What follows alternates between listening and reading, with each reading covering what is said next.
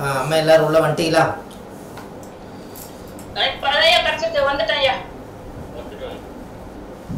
அதை இன்னொரு 1/4 மணி நேரம் எடுத்துகிட்டு முடிச்சுக்கலாங்க. மணி 9:55 ஆச்சு. அது கொஞ்சம் இந்த ஒரு வருஷம் இந்த ஒரு வாரம் மட்டும் அந்த நெட்டு 3/4 மணி நேரத்துக்கு ஒருக்கா மாறுதுங்க. அது வந்து புதுசாக இப்போ நெட்டு மாற்றிருக்கனால அப்படி இருக்கு. அப்போது ஹலோ கேட்குதுங்களா எல்லாத்துக்கும்?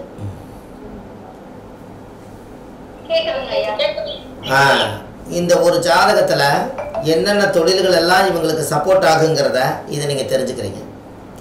இப்போது அவங்களுக்கு புதன் திசை தான்.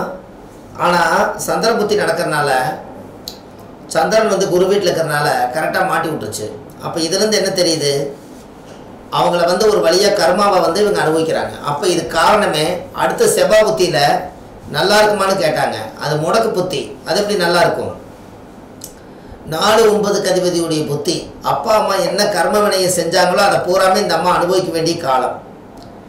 அப்போது எந்த திசை எப்பவுமே ஒரு கணக்கு வச்சுக்கோங்க.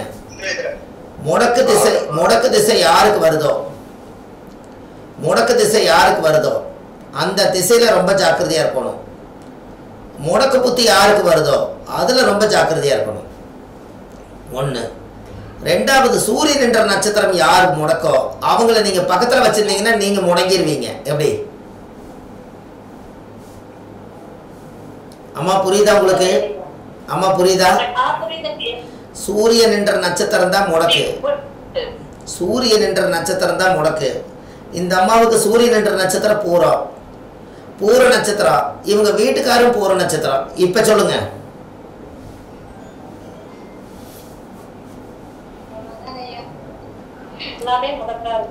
கர்ம நட்சத்திரத்துக்குள்ளே இவங்க மாட்டிக்கிட்டாங்களா?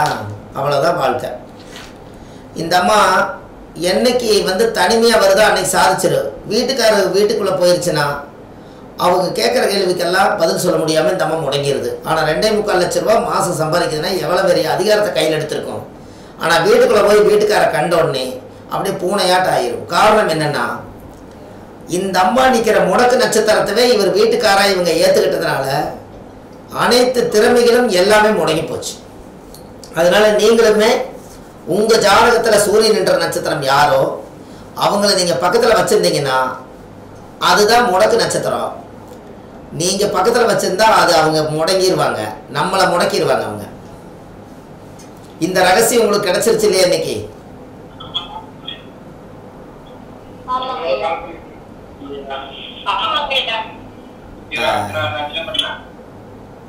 சரி, ஒரு குழந்தையே வந்து முடக்கு நட்சத்திரமாக பிறந்துருச்சுன்னா அப்போ அந்த குழந்தை நம்மளை முடக்க போகுதுன்னு தெரிஞ்சு நம்ம என்ன பண்ணலான்னா அந்த குழந்தைய வந்து குலதெய்வத்து கோயிலையோ அல்லது ஏதோ ஒரு இடத்துல தத்து கொடுத்து வாங்கிட்டீங்கன்னா அந்த முடக்கு தோசை நிவர்த்தி ஆயிடும்.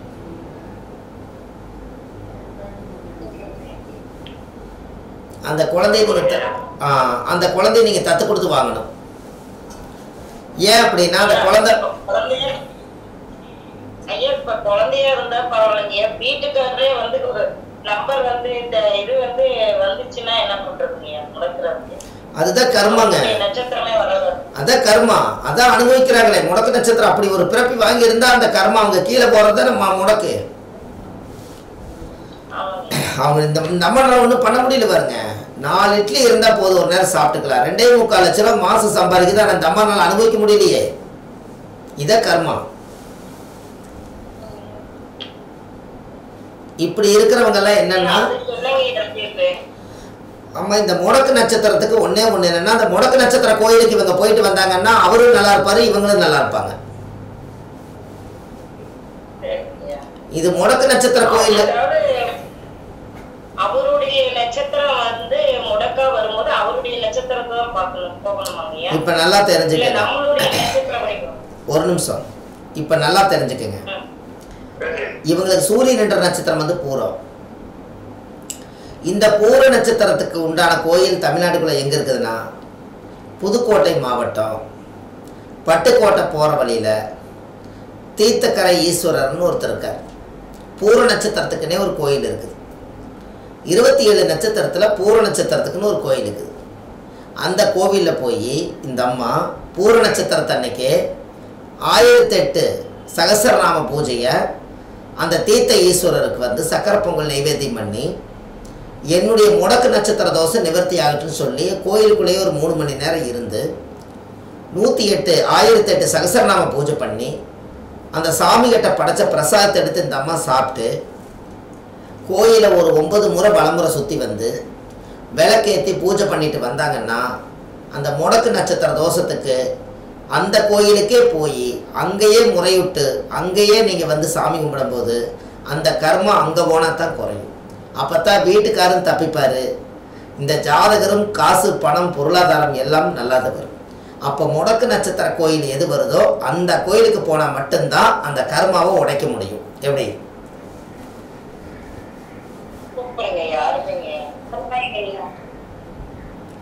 இந்த இத்தச்சோடு கர்மாவை நீங்க வேற யாரால இது நடக்க முடியுமா சொல்லுங்க?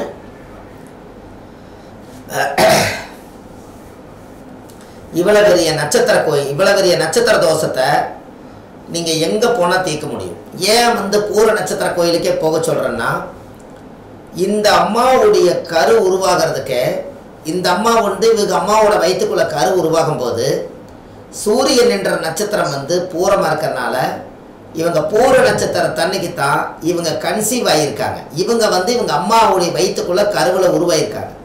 அப்போ கருவில் உருவான நட்சத்திரத்தை போய் அதே கோயிலில் போய் அதே பூஜை பண்ணால் மட்டும்தான் அங்கே போகும்போது அந்த பிரதிபலன் மாறும், வேற எங்கே போனாலும் மாறாது. இப்படி ஜோசியம் சொன்னீங்கன்னா எப்படி இருக்கும்? அவங்கள காப்பாற்றி கொண்டு வந்துட முடியும். அவங்கள நம்ம காப்பாற்றி கொண்டு வந்துட முடியும். அந்த முடக்கு நட்சத்திரம் வந்து யாருக்கெல்லாம் நீங்கள் இன்னும் சொல்ல போனால் உங்கள் வாழ்க்கையில் இன்னொரு ரகசியத்தை இன்றைக்கே சொல்லித்தரேன். இங்கே கீழே எழுதியிருக்குது பாருங்க, வாழ்க்கையில் நல்லா தெரிஞ்சுக்கங்க. லக்னம் வந்து மக நட்சத்திரத்தில் இருக்குது, சூரியன் பூர நட்சத்திரத்தில் இருக்குது, சந்திர சுவாதி, செவ்வாய் அனுசம், புதன் உத்தரம், குரு ஆயிலியம், சுக்கிர மகம், சனி ரேவதி, ராகு அஸ்வினி, கேது சுவாதி, மாந்தி பூசம். இந்த வாழ்க்கையிலேயே நீங்கள் 120 வருஷம் வாழ்றதுக்கு வரம் வாங்கிட்டு வந்திருக்கீங்க. இந்த 9 கிரகமும் லக்னம் பிறந்த நட்சத்திரமும் மாந்தி பிறந்த நட்சத்திரமும் இந்த 11 நட்சத்திர கோயிலுக்கு நீங்கள் போயிட்டு வந்தீங்கன்னா உங்கள் ஜாதக சும்மா அசுர வளர்ச்சிக்கு நீங்கள் போயிடுவீங்க. எப்படி?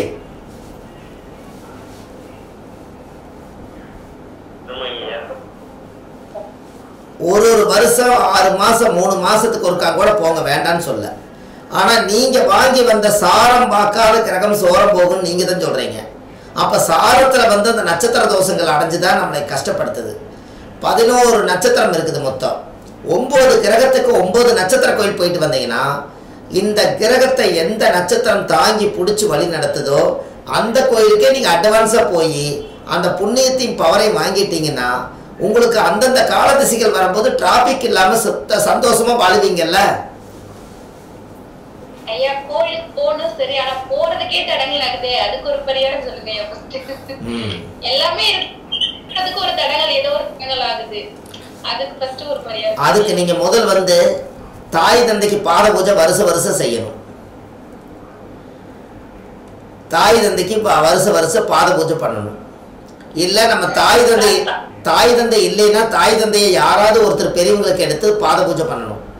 குலதெய்வம் கோயிலில் போய் 11 ரூபாயும் வெத்தலை வாக்கும் வச்சு பாதத்தில் வச்சு சாயம் விட்டு வரணும்.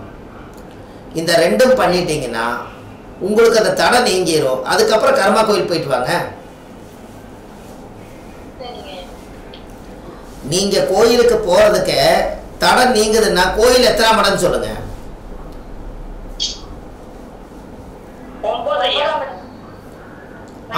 அப்போ இந்த 9ஆம் மடத்தை சொல்லிட்டீங்க. அந்த 9 குடைவரே யாரு வர்றா? காலச்சக்கரத்துக்கு யாரு வர்றா? சரி சரி, இன்னொரு வீடு இருக்குது, அது எந்த வீடு? மீனம் வந்து காலச்சக்கரத்துக்கு பாதம். அப்ப அப்பாவுக்கு பாத பூஜை பண்ணா 9ஆம் மட கோயில் வழி விட்டுருங்கிறது கான்செப்ட் பரிகாரம், ஆதிகால பரிகாரம் அதுக்குள்ள இருக்க இல்லையா? சூப்பர் ஐயா. 9ஆம் மட கோயில்னு சொல்லிட்டீங்க. 9ஆம் மட அப்பா. இன்னொரு வீடு வந்து மீனம் வந்து பாதம். அப்போ அப்பாவை பாதை பிடிச்சி ஏன் அப்பாவுடைய பாத பூஜை பண்ண சொல்றதுன்னா, அப்பாவை வந்து உடைய பாதத்தை ஏன் பாத பூஜை பண்ண சொல்லுன்னா, ஒரு தாய்ங்கிற பட்டத்தை கொடுத்தது தந்தை. ஏன் அப்படின்னா அப்பாவோட உயிர் கரு போய் அம்மாவோட கற்பப்பையில வைக்காம நம்ம இந்த உலகத்துல பிறந்திருக்க மாட்டோம். அதனால சூரியன் என்பது ஆத்மா. ஒரு ஆத்மாவை உருவாக்குறதும் ஒரு உயிரை கொடுக்கறதும் அது தந்தை ஸ்தானத்துல தான் இருக்கு. அதனால தான் காலச்சக்கரத்துக்கு ஒரு குழந்தைய உருவாக்கி கொடுக்கறதுக்கு யாரால முடியும்னு கேட்டா அப்பானால தான் முடியும்னு சொல்லி காலச்சக்கரத்துக்கு மேசத்துக்கு 9ஆம் இட தகப்பனா வச்சு தகப்பனோட உயிர்க்கரு உருவாகி அது குழந்தைய வெளியே வந்ததுனால தான் அந்த ஜாதகத்துக்கு 9ஆம் இடம் அந்த தந்தை கொடுத்த உயிர் தான் குழந்தைங்கிறதுக்காக குரு வீட்டை கொண்டு போய் அப்பாவுக்கு வச்சிருக்காங்க. எப்படி? சூப்பர் ஐயா, சூப்பர்.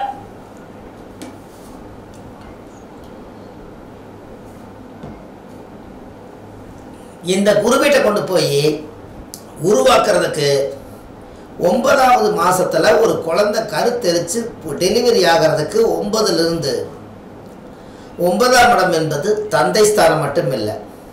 காலச்சக்கரத்துக்கு 9ஆம் இட ஸ்தானம் வந்து அந்த அமைப்பு என்ன அப்படின்னு கேட்டா 9ஆம் இடத்துல ஒரு குழந்தை வெளியில் வர்றதுக்காக அப்பாங்கிற ஸ்தானத்தை வந்து பலப்படுத்துறதுக்காக ஒரு குழந்தை ஒரு மாசமா பிறந்து 9 மாசத்துல வெளியில வர்றதுக்கு தயாராகிக்குது. 10வது மாசம் ஒரு குழந்தை பிறக்கிறதுக்கு என்ன காரணம்னு உங்களுக்கு தெரியுமா?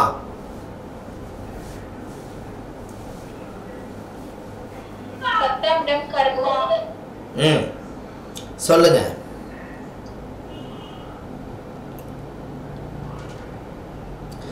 பத்தாம் இடம் கர்மா. கரெக்டா தான் சொன்னீங்க. சொல்லுங்க.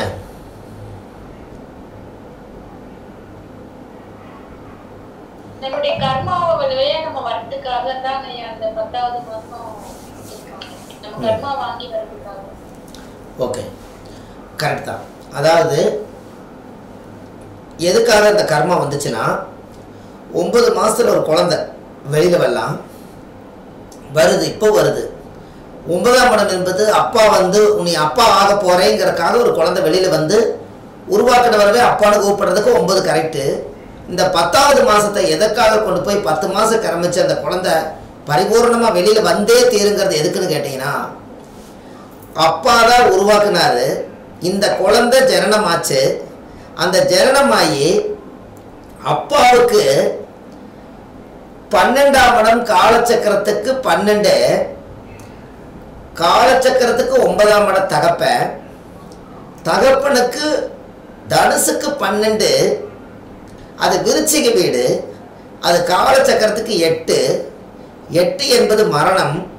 அதனால 9வது மாசத்துல இருந்து 10வது மாசம் ஒரு குழந்தை வெளியில வந்துட்டால் அப்பனுக்கு கொல்லி போடுறதுக்காக ஒரு வாரிசு வேணுங்கிறதுக்காக அந்த காலத்துல 9ன்னு வச்சாங்க. அதுதான் பாயிண்ட். எப்படி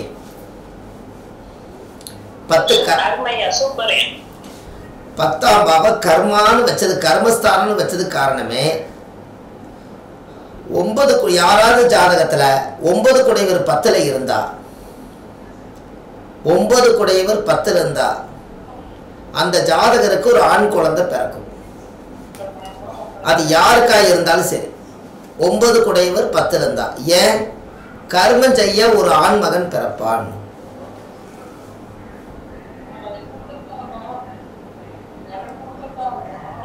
அப்போ 9ஆம் இடம் என்பது தகப்பஸ்தானம்.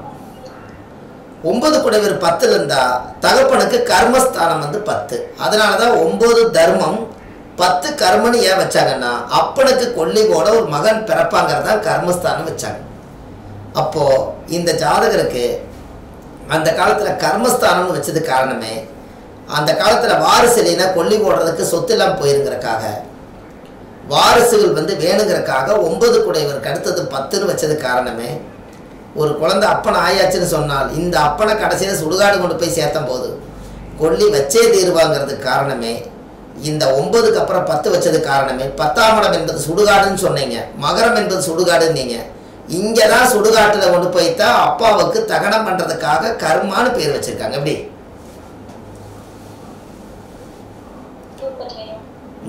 காலச்சக்கரத்தை இப்படி எல்லாம் பிரிச்சு பார்த்தா இவ்வளவு ரகசியங்கள் உள்ள இருக்குதா இல்லையா? சொல்லுங்க.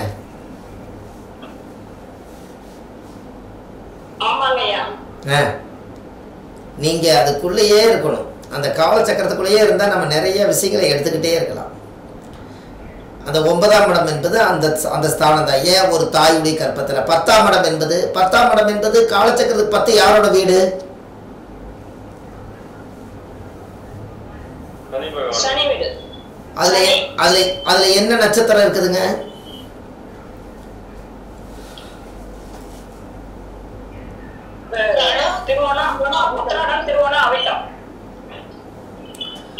உத்திராடம், திருவோணம், அவிட்டம். அப்போ ஓகே, அப்போ அந்த ஜாதகத்துல திருவோண நட்சத்திரம் வந்து யாருடைய நட்சத்திரம் சொல்லுங்க?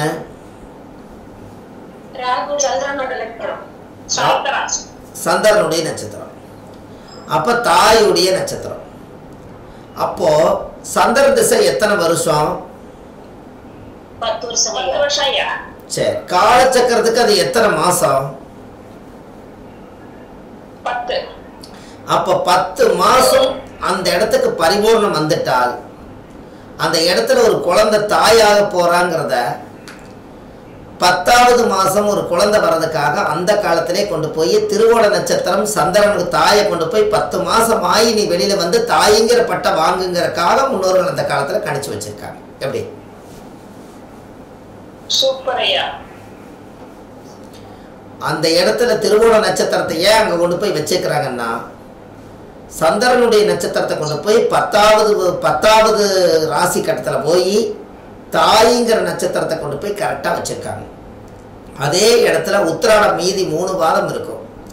இந்த 3 வாரம் வந்து தந்தை உருவாக்குனது தான் தாய்ங்கிற பட்டம் கிடைச்சதுங்கிறக்காக அந்த இடத்துல உத்திராடத்தையும் திருவோணத்தையும் கொண்டு போய் 10வது மாசத்துல வச்சுதான் அதே வீட்டில் வந்து ஒரு ஜாதகத்துக்கு அவங்களோட பார்வை பட்ட உடனே நேர் 7ஆம் பார்வை எங்க நேர பார்க்கும்? மகரத்துலேருந்து. இவங்க 2 பேரும் சேர்ந்தோடனே 10ஆம் இடம்ங்கிறது 2 பேரும் சேர்ந்த உடனே நேர் 7ஆம் பார்வை அங்கிருந்து எந்த வீட்டை பார்க்கும்? டக்குனு சொல்லுங்க. கடகத்தை பார்க்கும். கடகம் வந்து கடகத்துல என்ன கிரகம் உச்சம்? குரு உச்சம். அதனால வந்து 10 மாசம் ஆனே குருங்கிற உச்சம் வந்து குழந்தை பிறந்துருது. அதைத்தான் அது சொல்ல வருது. எப்படி?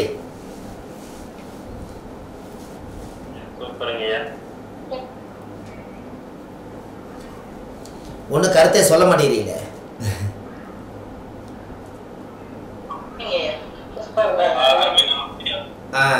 இதெல்லாம் காலச்சக்கரத்துக்குள்ள எப்படி இருக்குது பாத்தீங்களா? மகரம் என்பது 10வது வீடு. அது தாயாகக்கூடிய இடம், தந்தை உருவாக்கின இடம். ஆணும் பெண்ணும் சேர்ந்து 10ஆம் இட கர்மம் பண்றதுக்காக ஒரு ஆண் குழந்தை கொல்லி வைக்கிறதுக்கு வேணுங்கிறதுக்காக அதுக்கு நேர் 7ஆம் பார்வை குரு உச்சமாகி தன் 10ஆம் வீட்டவே பார்த்ததுனால அந்த காலச்சக்கரத்துக்கு 4ஆம் இடம் என்பது தாய்க்கு வந்து குரு உச்சமானதுனால தாய்ங்கிற பட்டமாகவும் இவங்க 2 பேரும் சேர்ந்ததுனால அந்த குழந்தைக்காக வாழ்ந்தாங்கிற பேராகவும் எல்லாமே மகர ராசியில கொண்டு போய் வச்சிருக்காங்க. அப்போ அந்த வீடு என்ன வீடு? மகர வீடு. மகரம் யாருடைய வீடு? கர்ம வீடு. அப்ப கர்மாங்கிறது யாரு? 10ஆம் பாவம். அதுல யாரு இருக்கா? சனி பகவான் இருக்கார். எந்த கிரக நேசம்? குரு நேசம். அப்போ காலச்சக்கரத்துக்கு 9 12 குடைவர் அங்கே போய் நீசமானதுனால தான் அந்த ஜாதகத்துக்கு பூர்வ புண்ணிய ஸ்தானத்திலேயே அப்பாவும் 12ஆம் இடம் என்பது 2ம் அந்த ஜாதகத்தில் நீசமாகும் போது சனி வீடு வந்து கர்மா.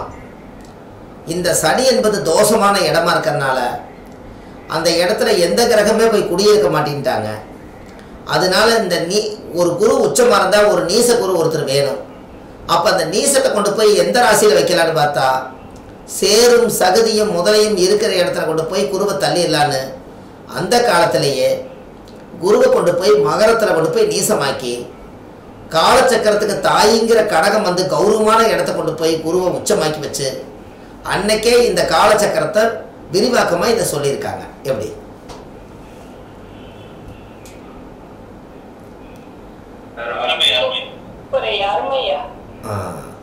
இந்த குருவை வேற எங்க கொண்டு போய் வச்சீங்கனாலும் நீசமான குருவை வேற எங்க கொண்டு போய் வச்சீங்கனாலும் சரியா வராது. கும்பத்தில் கொண்டு போய் வச்சிங்கனாலும் குருவோட நட்சத்திரம் இருக்குது பூரட்டாதி, அப்போ நான் தான் அது ஆடு.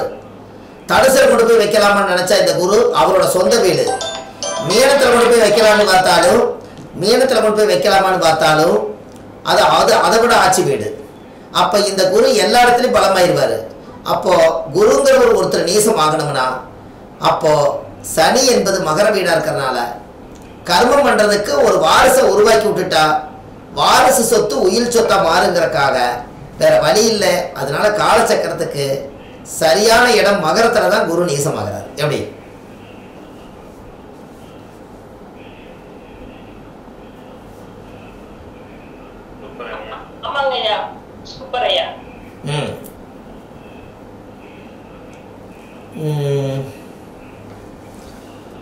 இந்த அந்த 10ஆம் இடம் என்பது அந்த குழந்தை வெளியில வர்றதுக்காக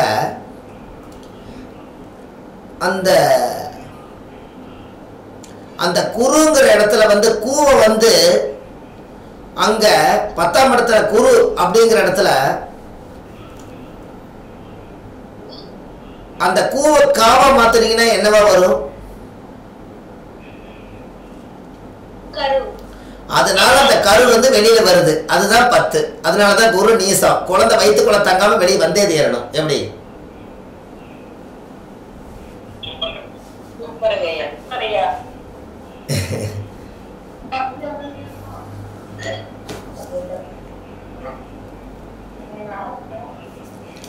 அந்த கரு உருவாகி 10 மாசமானா அந்த கரு வெளி வந்தே ஆகணுங்கிறதுக்கு தான் அந்த குருங்கிறத கருன்னு வச்சாங்க. ஒரு நிமிஷம் அம்மா, வணக்கங்கம்மா.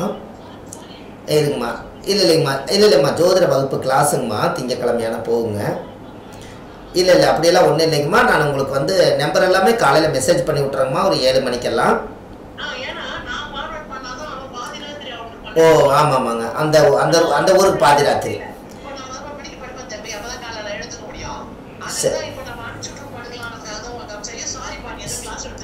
இருக்கட்டுங்கம்மா. நான் இல்லை, இப்போ நான் கிளாஸ் எடுக்கிற நம்பரை உங்களுக்கு நான் அனுப்பிச்சி வைக்கிறேங்கம்மா. இப்போ மெசேஜ் போட்டு விட்றேன். உங்களுக்கு வேணா கூட நான் வேறு நம்பர் தரேங்கம்மா. இப்போ ஒரு நம்பர் தரேருங்க, அனுப்பிச்சி விட்றேங்கம்மா. தேங்க்யூம்மா. இது அம்மாவுக்கு அமெரிக்காவுக்கு அனுப்பிச்சி வச்சுருங்க.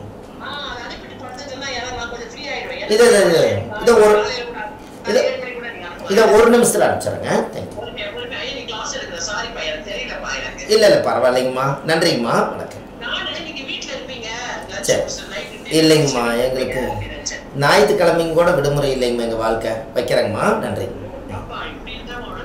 ஆமாங்க ஆமாம். சரி சரி. ஆமாங்கம்மா ஆமாங்கம்மா. நன்றிங்கம்மா. வணக்கம். சரிங்கம்மா. இதை இப்போ ஒரு நிமிஷம் அனுப்புறேன். நன்றிங்கம்மா. வணக்கம். வணக்கம். இங்கே பாருங்க, அந்த அம்மா 90 வயசு எப்படி பேசுகிறாங்க பார்த்தீங்களா? அப்போ ஆரம்பத்தில் எப்படி பேசுவாங்க? 90 வயசு எப்படி பேசுகிறாங்க பார்த்தீங்களா? என்னங்கம்மா? 90 வயசு. அவங்களுக்கு 90 வயசு. நம்ம ஆதிகால பரிகார புக்க பூராமே படிச்சுட்டாங்களாம்மா. 2வது பாகம் இருக்கான்னு கேட்குறாங்க.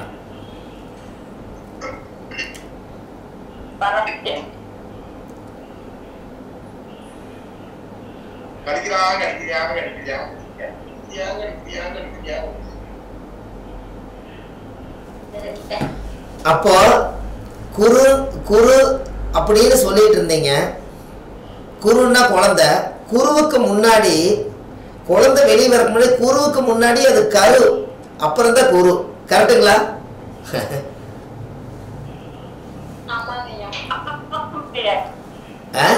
குரு இன்னைக்கு சொல்லிக்கலாம். ஆனா 10 மாசத்துக்கு முன்னாடி அது கரு, 10 மாசத்துக்கு அப்புறம் அது குரு. அப்படித்தாங்களா இல்ல மாறி வருதா?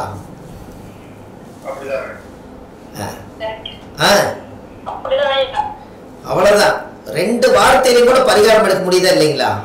கரு பிளஸ் குரு. அந்த கரு உருவானதான் குருவுக்கு மரியாதை. அப்போ எனக்கு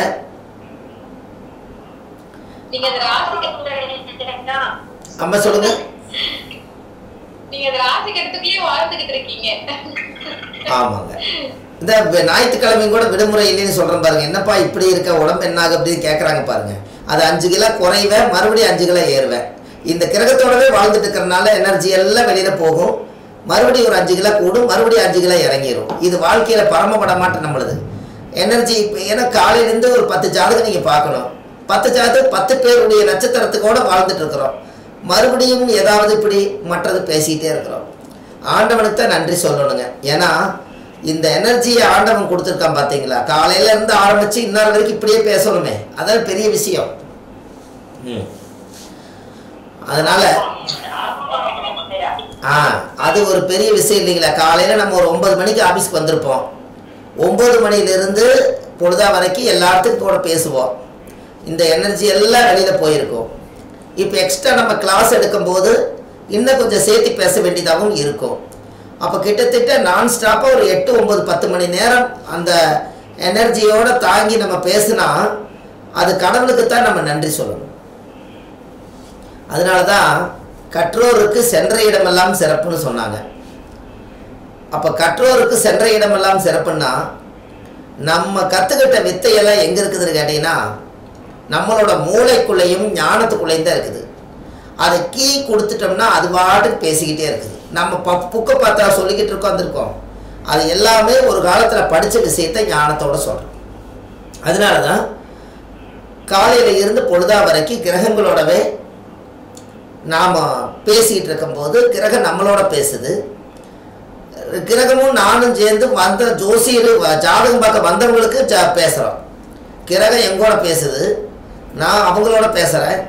கிரகமும் நானும் சேர்ந்து வந்த கிளைண்ட்டுகளோட பேசுகிறோம். அப்படி ஆகிப்போச்சா இல்லைங்களா வாழ்க்கை.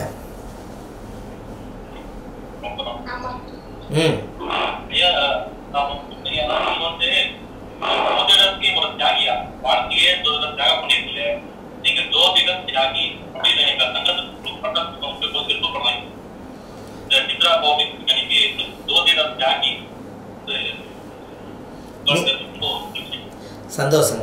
நீங்க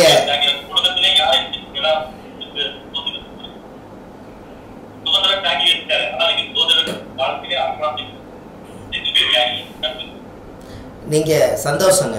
அதாவது திருச்செங்கோட்டில் 10 வருஷம் 8 வருஷம் கொரோனா வரக்கு முன்னாடியே நீங்கள் நம்ம விசிட்டிங் கார்டு, நம்மளோட விஞ்ஞான ஜோதிட ஆலோசனை மையம் எங்கெல்லாம் பேசுகிறோமோ எங்கெல்லாம் நம்மளோடது பார்த்தீங்கன்னா பிரசன்ன ஜோதிட ஞானி டாக்டர் சுபமாரிமுத்து தான் வச்சுருப்பேன். ஜோதிட ஞானின்னு 10 வருஷத்துக்கு முன்னாடி ரெஜிஸ்ட்ரேஷன் பண்ணினேன். எதுக்குன்னு கேட்டிங்கன்னா ஜோதிட ஞானின்னு ஒரு நம்ம எழுதி பட்டம் வாங்கிட்டோம்னா அந்த ஞானியாக இருந்து ஏதாவது ஒரு புத்தகத்தை எழுதிடணுங்கிறதுக்காக அந்த ஜோதிட ஞானின்னு வச்சங்காட்டி தான் நீங்கள் அவ்வளோ பெரிய புக்கிலேயே ஜோதிட ஞானி சுபமாரிமுத்து தான் ஆதிகால பரிகார புக்கில் இருக்குது. அப்போ 10 வருஷத்துக்கு முன்னாடியே நம்ம அதை ஏன் உருவாக்கணும்னா அது விதைச்சாத்தான் அது முளைக்கும். என்றைக்குமே ஒரு கணக்கு வச்சுக்கோங்க. வாயில் சொல்கிறது எதுவுமே நடக்காது, நம்ம செயல்பாட்டு கொண்டு வரணும். தண்ணிக்குள்ளே இறங்காமல் உன்னால் நீச்சல் அடிக்க முடியுமா? அப்போ அதுபோல் நீங்கள் மேட்டில் நின்று பேசி என்ன பண்ணுறது? தண்ணிக்குள்ளே இறங்கினா தானே நீச்சல் பழக முடியும். தண்ணிக்குள்ளேயே இல்லாமல் நான் நீச்சல் எனக்கு தெரியுன்னு மேலே நின்று சொன்னாங்கன்னா உண்மை தண்ணிக்குள்ளே இறங்கினா தானே நீந்தி பார்த்தா தானே இவர் நீச்சல் அடிக்கிறான்னு தெரியும். தண்ணிக்குள்ளேயே இல்லாமல் எப்படி இருக்குது? அதுபோல் விதைச்சாத்தான் முளைக்கும். எந்த ஒரு விஷயமா இருந்தாலும் சரி விதைச்சாத்தான் முளைக்கும். நீங்கள் என்னத்தை உலகத்துக்குள்ளே கொண்டு போய் போடுறீங்களோ அது உலகத்துக்கு கண்டிப்பாக கொண்டு போய் சேர்த்து. இன்றைக்கி நம்ம கேமரா என்னை பார்த்துட்டு இருக்குது, இந்த ஃபோனில் இத்தனை பேர் நீங்கள் என்னை பார்க்குறீங்க. ஒரு பக்கம் லைட்டு இத்தனை என்ன என்னை பார்க்குது, இவ்வளவுக்கு இயந்திர கருவிகளும் பார்க்குது, நம்ம இயங்குறோம். இதெல்லாம் கடவுள் கொடுத்த கிஃப்ட்டு. அதனால தான் ஜோதிட ஞானிங்கிற ஒரு ஆதிகால பரிகார புக்கில் கடைசியில் ஒரு வரி எழுதியிருப்பேன். என்ன எழுதியிருப்பேன்னா, கடவுள் இவ்வளவு விஷயத்தையும் நம்மளுக்கு ஆண்டவன் கொடுத்ததுக்காக ஒரே வரியில் நான் ரத்தின சுருக்கமாக எழுதியிருப்பேன். என்ன எழுதியிருக்கேன்னா, கடவுள் கொடுத்ததற்கே நன்றி சொல்ல முடியவில்லை, இன்னும் இதில் அடுத்தடுத்து கேட்பதற்கு அஞ்சுதே என் உள்ளம் அப்படின்னு எழுதியிருப்பேன்.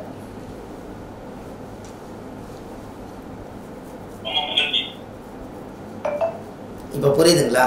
அதனால நீங்களும் இந்த ஜோதிடத்தில் ஒரு நாளைக்கு உங்களுக்கு என்ன சொல்லி கொடுக்க போகிறேன்னா, ஆதிகால பரிகாரத்தோட காலச்சக்கரத்தினுடைய ரகசியத்தையும், ஆதிகால பரிகாரம் 1700 பரிகாரத்தையும், அது இல்லாமல் தாம்பூல பிரசன்னம் எப்படி பார்ப்பது, சோழி பிரசனம் எப்படி பார்ப்பது, அஷ்டமங்கல பிரசனம் எப்படி பார்ப்பது, ஜோதிடத்தினுடைய 9 திசைக்கு 981 திசாபுத்திக்கு என்ன பலன் எப்படி எடுப்பது, ஜாமக்கோள் பிரசன்னம் எப்படி பார்ப்பது, சகனம் வழிசகன பிரசனம் எப்படி பார்ப்பது, எல்லாமே நாம் கிளாஸ் ஆரம்பித்ததுலேருந்து நாம் இதை பூராமே சொல்லி கொடுக்கலான் இருக்கேன். இதில் நீங்கள் எத்தனை பேர் நீங்கள் இதுக்குள்ளே சேரணும்னு நினைக்கிறீங்களோ அவங்க எல்லாரும் தவறாமல் நீங்கள் இந்த கிளாஸ்க்குள்ளே வந்துடுங்க. நாளைக்கு காசி பயணத்துக்கு நாங்கள் கிளம்புறோம். காசி போயிட்டு வந்துட்டு இந்த வடிகட்டி 1 வருஷம் கடைசி வரைக்கும் நான் உங்களோடு பயணிக்கிறேன். உங்களுடைய திறமைகள் எல்லாம் எனக்கு வேண்டும். இந்த ஜோதிடத்தில் இருக்கக்கூடிய நுட்பங்கள் எல்லாம் நீங்கள் சொல்கிற மாதிரி நான் சொல்லணும் அப்படின்னு நீங்கள் நினச்சால் நீங்கள் இந்த குழுவில் நீங்கள் பயணிக்கலாம். இதில் ஒருத்தரும் கூட இடையில வெளியில் போயிடாதீங்க. அது முடிவெடுத்துக்கங்க, தெளிவாக ஒரு முடிவெடுத்துருங்க. அது உங்களுக்கு ரொம்ப புண்ணியமாக போயிடும். ஏன் அப்படின்னு கேட்டால், நம்ம இவ்வளவு தூரம் காசு பணத்துக்கு ஒரு நாளும் நம்ம அதுக்காக எடுத்துக்கவே மாட்டோம். நம்மக்கிட்ட இருக்கிறவங்க நல்லா 1 வருஷம் படித்து இந்த ஆதிகால பரிகார சான்றிதழை பதிவு எண் போட்டு, அரசு பதிவு எண் போட்டு, நீங்கள்லாம் ஆதிகால பரிகாரம் எல்லாரும் 10 கிளாஸ் படிப்பாங்க. ஒரு சில பேர் 20 கிளாஸ் படிப்பாங்க. ஒரு சில பேர் ஒரு நாள் கிளாஸ் படிப்பாங்க. நம்மளோட வகுப்பு எவ்வளவு போட்டிருக்கிறோம்னா, அவங்ககிட்ட ஒரு விஷயம் இருந்தால், ஒரு 10 கிளாஸ் நடத்துகிற அளவுக்கு விஷயம் இருந்தால், அந்த 10 கிளாஸும் சேர்ந்து 1.5 மணி நேரம் எடுத்தால் கிட்டத்தட்ட ஒரு 15 மணி நேரம் வரும். இந்த 15 மணி நேரத்துக்குள்ளே 10 கிளாஸை நீங்கள் எடுத்துட்டு இவ்வளவு தான், இதுக்கு மேலே நீங்கள் படிச்சுக்கோங்க, உங்கள் அறிவு கொண்டு வாழ்ந்துக்குன்னு சொல்லாமல் 1 வருஷ காலம் ஒரு பயிற்சி மாதிரி எடுத்து எல்லா துறையிலும் நீங்கள் ஈடுபட்டு வரணும். சோழி பிரசனம்னாலும் உங்களுக்கு தெரிஞ்சிருக்கணும், தாம்பூல பிரசனம்னாலும் உங்களுக்கு தெரிஞ்சிருக்கணும், அஷ்டமங்கல பிரசனம்னாலும் கோவில் பிரசனம்னாலும் உங்களுக்கு தெரிஞ்சிருக்கணும், திருக்கணிதத்தில் ஜோதிடம் பார்க்குறதா இருந்தாலும் தெரிஞ்சிருக்கணும், ஆதிகால பரிகாரம்னாலும் தெரிஞ்சிருக்கணும், ஒரு தாய் தந்தையுடைய வழிசகனமாக இருந்தாலும் தெரிஞ்சிருக்கணும், இந்த ஜோதிடம் தோன்றி எங்கே போய் முடிவில் இருக்குதுங்கிறதையும் தெரிஞ்சுக்கணும், இந்த உலகத்தில் ஆன்மீகத்தை பற்றி தெரிஞ்சுக்கணும், ஞானிகளாட்ட சித்தர்கள் முனிவர்களை பற்றி தெரிஞ்சுக்கணும். இத்தனையும் முடிச்சு கொடுக்கும்போது கண்டிப்பாக ஒரு சப்ஜெக்டாக எடுத்தால் கண்டிப்பாக உங்களுக்கு 1 ஆண்டு காலம் ஆகும். இதில் 13 கிளாஸ் நீங்கள் படிச்சிருக்கீங்க. அப்போ 3 3 மாதம் படிச்சிருக்கீங்க. இன்னும் மீதி 9 மாதம் இருக்குது. இந்த 9 மாதம் வாரம் நீங்கள் படிச்சுக்கிட்டே வந்தால் கண்டிப்பாக நீங்கள் ஆஃபீஸ் போட்டு ஜாதகம் பார்க்கும்போது எவ்வளோ பெரிய பயில்வான் வந்தாலும், எவ்வளோ பெரிய வீரர்கள் வந்தாலும், ஜோதிட ரீதியாக அவங்களுக்கு எல்லா விஷயத்தையும் நீங்கள் சொல்லி அவரை புரிய வச்சு அவரை காப்பாற்றி விட வேண்டியது நம்மளோட கடமையாக இருக்கும். அதுக்கு இந்த குழுவில் யாரும் இதிலேருந்து தேன் கூடு என்றைக்கு ஒற்றுமையாக இருக்கணும். கலைஞ்சிட்டா மறுபடியும் சேருமான்னு தெரியாது. அதனால் இதில் நிறைய பேர் கொஞ்சம் வர முடியாத சூழ்நிலை இருக்கிறாங்க. சில பேர்த்துகளுக்கு ரெக்கார்டிங்கே போதும்னு நினச்சிட்டு இருக்கிறாங்க. அதனால் நம்ம யாரையும் கூப்பிட்டு தனிப்பட்ட முறையில் நம்ம பேசி பழக்கம் இல்லை. அதனால் நீங்கள் காசி போயிட்டு வந்தோடனே இந்த குழுவிலிருந்து நான் 12 மாதமும் பயணிக்கிறேன் அப்படின்னு சொல்லி, இந்த மீதி 9 மாதம் பயணிக்கிறேன்னு சொல்லி, நான் இது நீங்கள் எல்லாம் மெசேஜ் போட்டதெல்லாம் எடுத்துகிட்டு இந்த குழுவில் இருக்கிறவங்களுக்கு லிங்க் வராது. இன்னொரு ஃபோனில் நீங்கள் யாரெல்லாம் உள்ளே வரீங்களோ அவங்களுக்கு அடுத்த வாரத்தில் இருந்து காசி போயிட்டு வந்துட்டு 9 திசாபுத்திக்கு பலன் எடுத்து கொடுக்கறதும், முடக்கு தோஷத்தினுடைய ரகசியத்தை சொல்லி கொடுக்கறதும், திதி சூனிய யோகம் கரணத்தை பற்றி சொல்கிறதும், ஏட்டு ஜட்டு எல்லாமே 1 வருஷத்துக்குள்ளே படிச்சுக்கோங்க. அதுக்கப்புறம் நம்மளோட தமிழ்நாட்டுக்குள்ளே ஒரு 108 பேர் மட்டும்தான் நீங்கள் இருப்பீங்க. அனைத்தும் படித்து சகலகலாக வல்லவனாக இருப்பீங்க. அதுக்கு நான் ரெடியாக இருக்கேன். நீங்கள் ரெடியாக இருந்தால் சரி.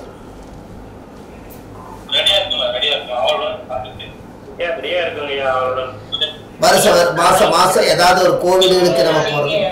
என்னங்கம்மா?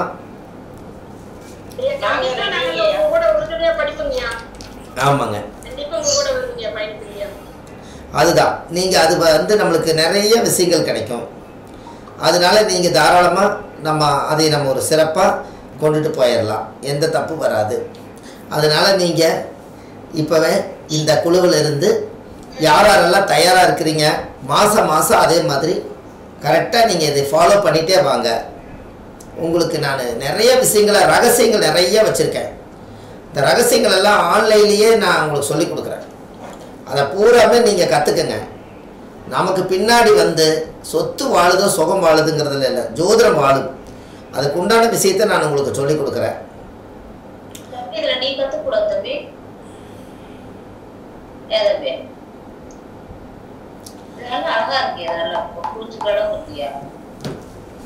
சரி, ரொம்ப சந்தோஷம். இந்த நாளைக்கு நாங்கள் காசி கிளம்புறோம். காசியில் நீங்கள் எல்லோரும் நல்லா இருக்கணும்னு நான் பிரார்த்தனை பண்ணிட்டு வர்றேன். காசி விஸ்வநாதர் கோயில், அன்னபூரணி தாயி, காலபைரவர், ஆஞ்சநேயர்,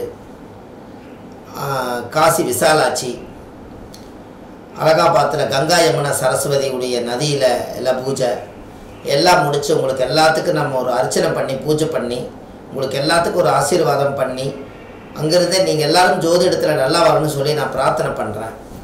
நீங்கள் நல்லா வரணும், என்னுடைய நம்பிக்கை என்றைக்கு உங்களோட கடைசி வரைக்கும் இருக்குன்னு சொல்லி காசி பயணம் முடிஞ்சோடனே நம்ம கிளாஸ் ஆரம்பிச்சிடலாம். இந்த குரு நீங்கள் யாரோ கேட்டிருந்தாங்க, இந்த குரு பயிற்சி பற்றி நீங்கள் கொஞ்சம் சொல்லுங்க ஐயா. அதில் கொஞ்சம் ரகசியம் கொஞ்சம் நம்ம இந்த வருஷம் இந்த குருவினால் வந்து நம்மளுக்கு யாராருக்கு நல்லது நடக்கும்னு சொன்னாங்க. ஆனால் சொல்கிறதுக்கு டைம் பத்தில் தான் இருந்தாலும் ஒரு ரெண்டு வாரத்தை நம்ம சொல்லுவோம்.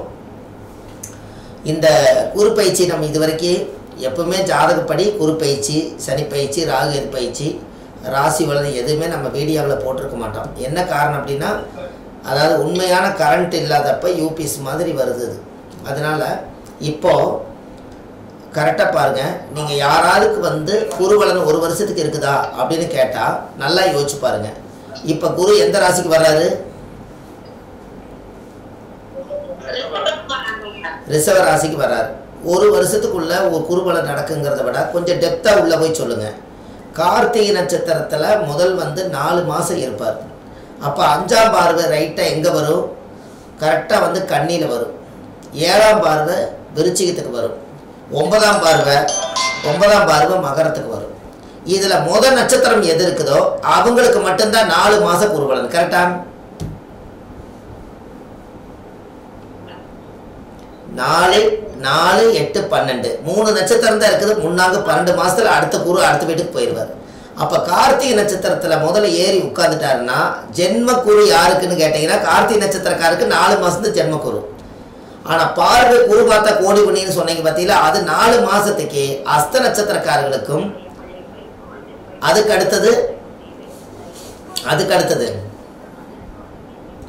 அடுத்தது கரெக்டாக விருச்சிகத்தில் என்ன நட்சத்திரம் இருக்குது? சுவாதி, விசாகம் இருக்குது. இல்லை, விசாகம் இருக்குது. விசாகத்துக்கு 4 மாதம். அதுக்கடுத்து மகரத்தில் வந்து உத்திராட 4 மாதம். இந்த 4 மாதங்கிறது கரெக்டாக மே மாதம் வந்தால் மே, ஜூன், ஜூலை, ஆகஸ்ட் வரைக்கும் இந்த 3 நட்சத்திரக்காரர்களுக்கு உண்மையான குருபலன். கரெக்டுங்களா? ஒன்னும் கருத்தை பேச மாட்டேங்கிறீங்களே. அருமையான விஷயம், உங்களுக்கு புரியலையா? குரு பார்த்தா கோடி புண்ணியம். நீங்க குரு ஒரு வீட்டை பாக்குறாரு, ஆனா அதனுடைய தன்மை என்ன? எந்த நட்சத்திரத்துல ஏறி உட்கார்ந்து எந்த வீட்டை பாக்குறாரு, அந்த வீட்டுக்கு ஒரு வருஷம் குருபலன் கிடைக்காது. அதுல ஒரு நட்சத்திர வீடு இருக்குது, அதுக்கு மட்டும்தான் ஒளி வரும். அதுக்கு அடுத்தது ஆகஸ்டுக்கு அப்புறம் டிசம்பர் வரைக்கும் நடுச்சென்றல ரோகிணி நட்சத்திரத்துல ஜென்மகுரு வருவார். இங்கே அஸ்தம் முடிஞ்சு சித்திரைக்கு வந்துடும். இங்கே விசாகம் முடிஞ்சு அனுச நட்சத்திரக்கார குருபலை இதெல்லாம் வந்துடும்.